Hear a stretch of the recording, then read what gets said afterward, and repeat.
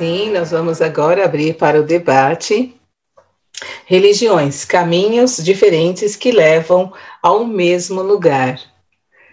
Abrimos agora para o Suami, para o José Roberto, para todos os que estão aqui na sala, se tiverem alguma pergunta e quiserem também fazer a sua pequena contribuição, seja com qualquer tipo de opinião ou ideia, todos aqui são muito bem-vindos. Está aberto o debate.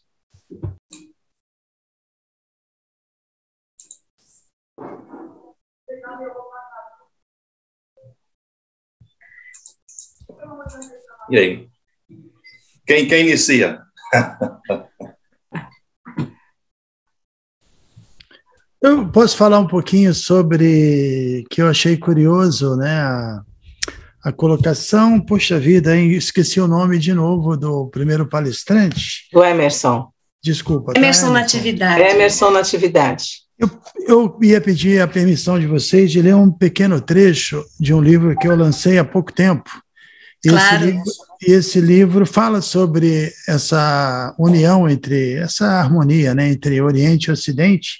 É um livro que eu fiz um relato de uma peregrinação que eu fiz à Índia, tá? Não é muito grande, não, mas acho que tem a ver com o que ele estava falando.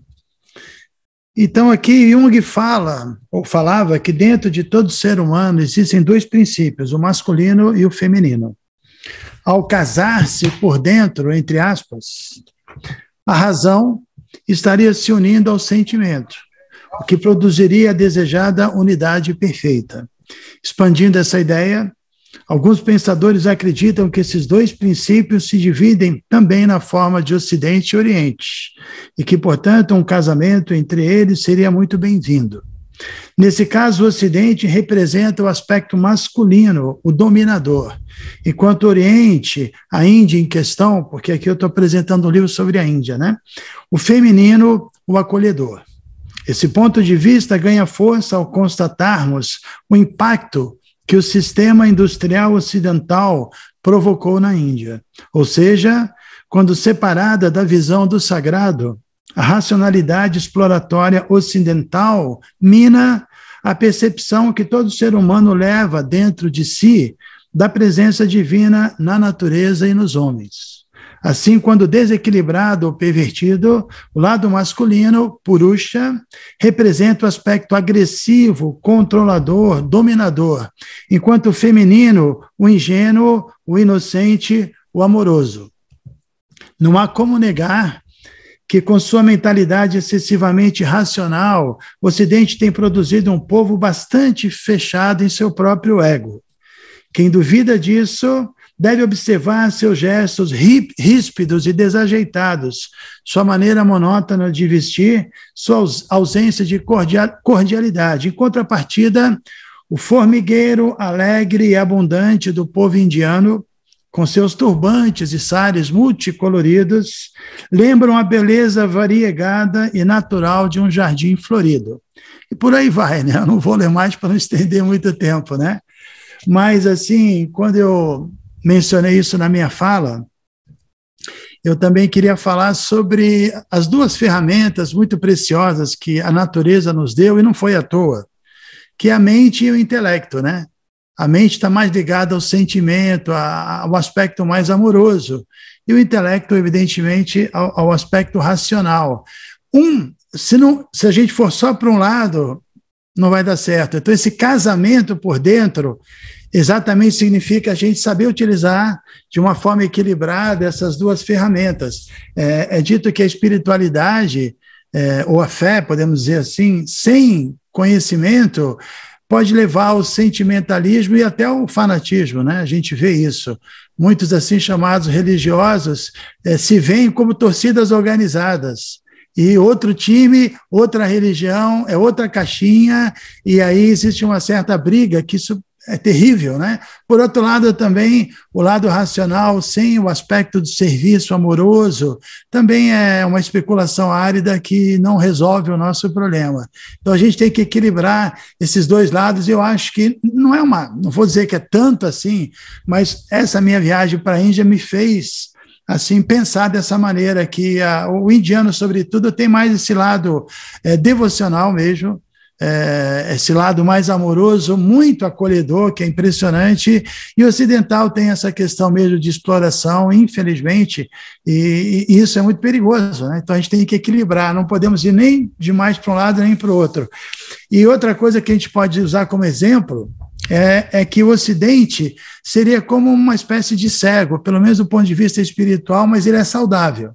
Ao passo que o Oriente, sobretudo a Índia, seria como um aleijado, não tem recursos, mas tem visão. Então você deve colocar o aleijado no ombro do cego, e aí os dois juntos vão funcionar bem, um vai ajudar o outro, né? Quer dizer, a cegueira do Ocidente vai ser suprida pelo olhar espiritual mais profundo do Oriente, e o Oriente também vai receber a estrutura, né, que é dada pelo Ocidente, que não podemos negar, também tem seu valor, né? Então, eu queria trazer essa ideia que me parece uma imagem interessante, né? Maravilhoso. E eu só quero fazer um link aqui, que ora a gente é aleijado, ora a gente tem a visão, né? Enxerga. E todos nós aqui nessa sala estamos oscilando. Ora estamos mais voltados para um quanto para outro aspecto. Mas a gente vai se achando, e o The World Night de Brasil está fazendo isso, tá? Integrando esses dois dentro de nós.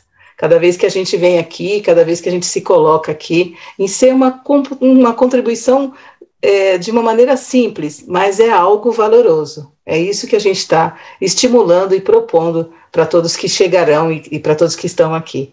E o José Roberto pode também agora acrescentar a essa fala tão perfeita aí do Swami. É verdade. A gente, quando fala no Ocidente, a gente não só retoma a questão religiosa, mas também científica, né? Eu acho que o avanço da ciência e o dogma da ciência enquanto voz da razão.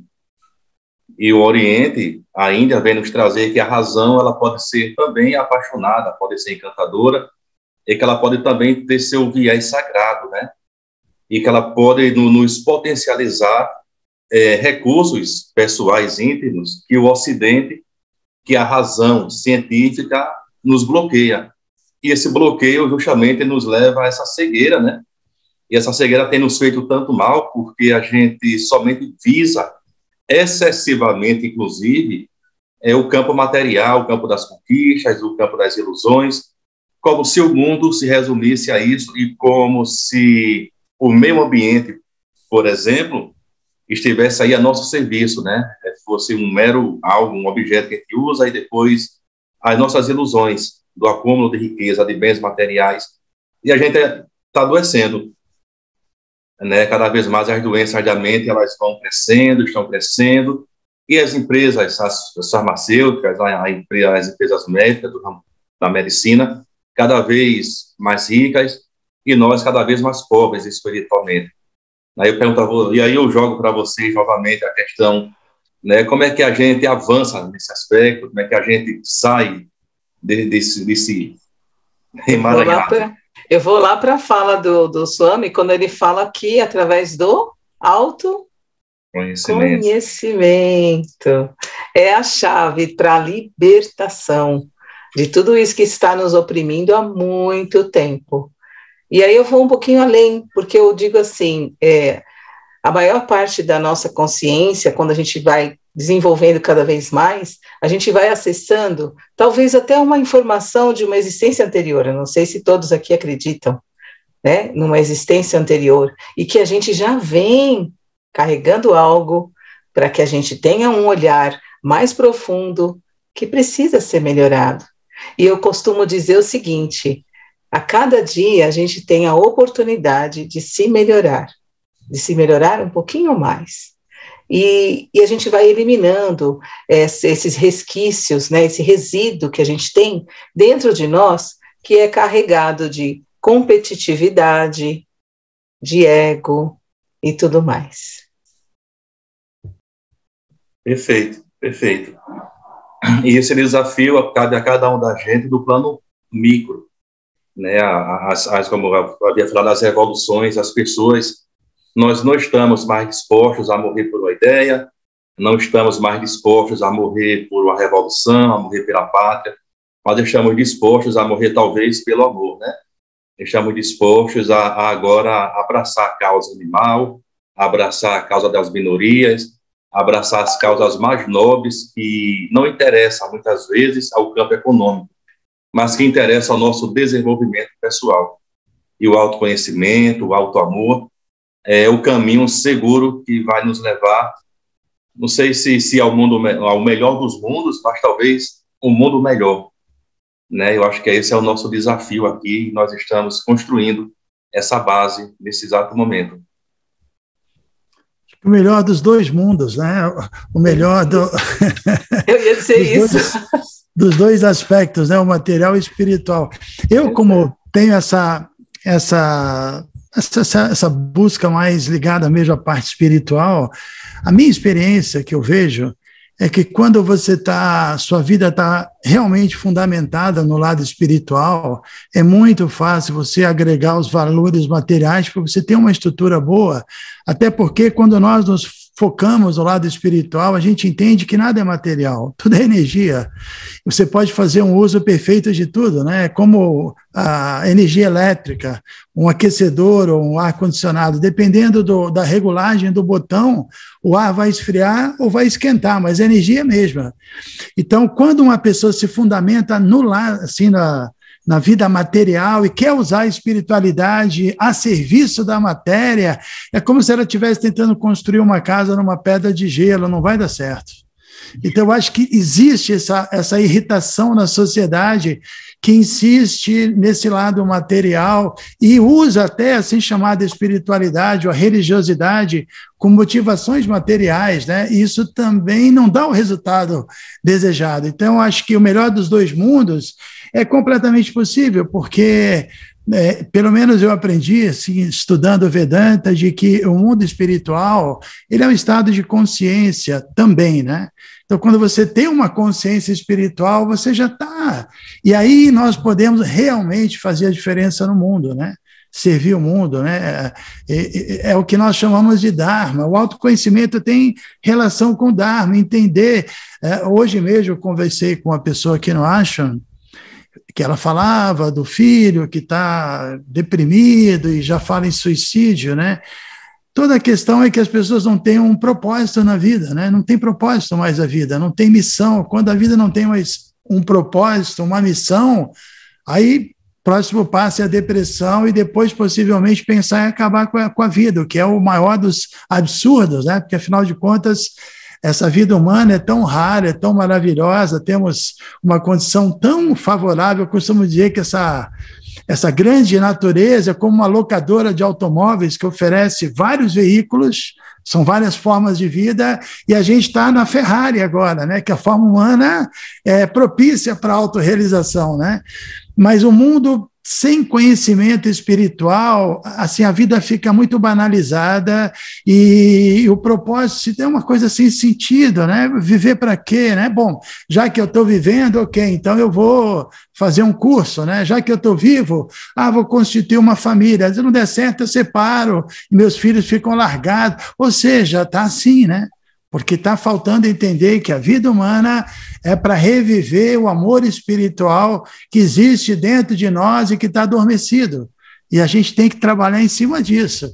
Por isso que eu digo que a base tem que ser a espiritualidade, a base de uma sociedade dos valores, mesmo valores humanos, para que eles façam sentido, a ética, qualquer qualidade verdadeira, a base tem que ser espiritual, porque senão também é tudo muito contraditório, né? Então, eu queria falar uma coisinha agora no final. Eu gostei muito, viu, Isis, do seu trabalho. Tem no Spotify alguma coisa? Muito grata, Swami. Não, a gente ainda não gravou nada, mas temos alguma coisa no YouTube e no Instagram. Você mora onde, Isis? Eu moro em Campinas, São Paulo. Legal. De vez em quando eu estou perto ali, que é Santa Isabel. Eu queria aproveitar e fazer uma certa propagandinha também. Eu tenho um trabalho musical, eu até não sabia que daria para trazer aqui, tá? Eu tenho vários discos gravados, são todos de mantas, alguns são mais tradicionais, mas eu tenho também, por exemplo, um disco que é chamado Deu Bossa no Mantra, que são mantras em bossa nova, pode procurar no Spotify. E eu gravei também recentemente o segundo disco que eu gravei com o Quinteto Violado, talvez José Roberto conheça, o Quinteto Violado é do Recife, tem mais de 50 anos.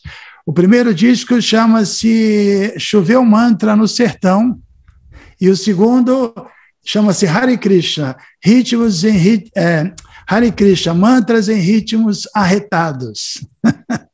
Então, depois também vocês podem procurar, se soubesse a gente trazia aqui. Estou vendo o meu amigo aqui, Kelly Paraina, que está ali na tela, canta muito bem, viu, pessoal? É?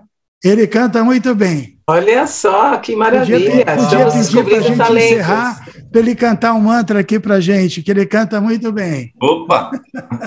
Maravilha. Eu não sei se já está na hora a sua apresentação é daqui a pouco e eu vou te lembrar isso. Tudo bem, Kelly?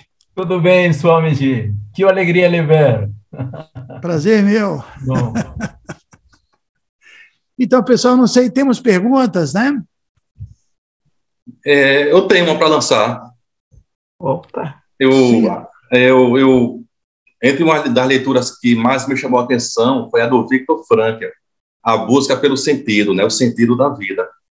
Aí eu quero lançar para vocês aqui, enfim, é possível a gente, em meio a nesse mundo que a gente vive, né, de tanta padronização do pensamento, rede social, monocultura das ideias, é possível a gente construir um sentido para a vida em meio, eu falo enquanto coletivo, né, enquanto sociedade como um todo, é possível construir um sentido para a vida em terrenos, às vezes, tão desfavoráveis?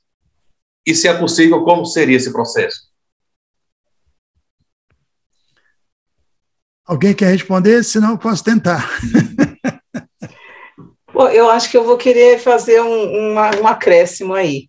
Quando vocês comentaram que a base da nossa evolução é o espiritual, eu acredito que piamente nisso, também concordo com vocês, e que aí nós geramos uma condição favorável para que a gente se abra para olhar para os nossos demais corpos, as nossas demais consciências, seja na consciência do corpo físico, na consciência do corpo mental, do corpo emocional, porque tudo começa ali.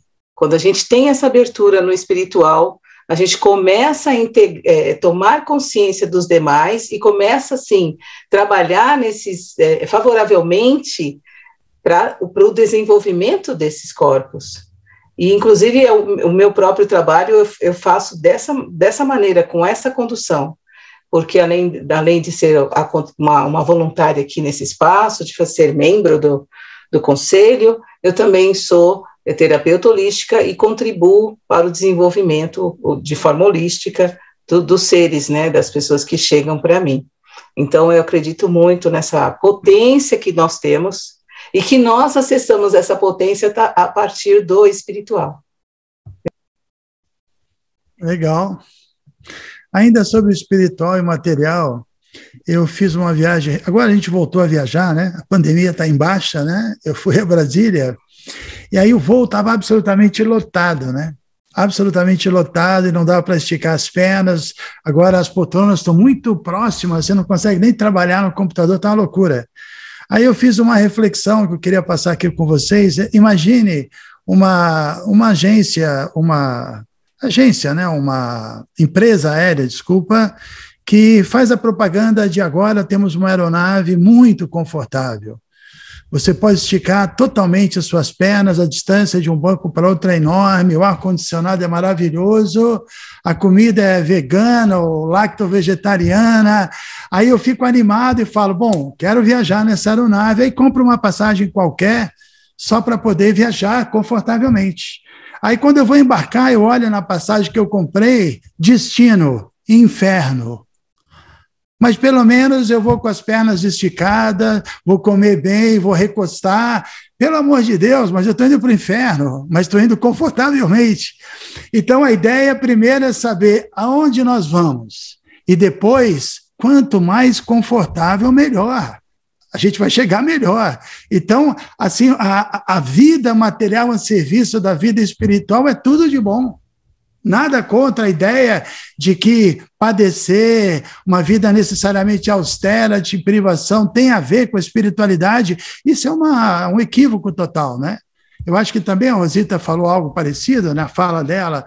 Eu acho que a turma toda que está realmente na espiritualidade sabe disso, né? Então, acho que a ideia é, o problema não é o conforto, isso é bem-vindo, o problema é conforto a serviço de um destino que faça sentido, né? Então, essa é a ideia, né? Eu fiz essa reflexão quando eu voei, porque eu tinha que dar um jeito aqui. Gostei muito da sua reflexão. Acho que é um exemplo legal, assim, né? Maravilhoso.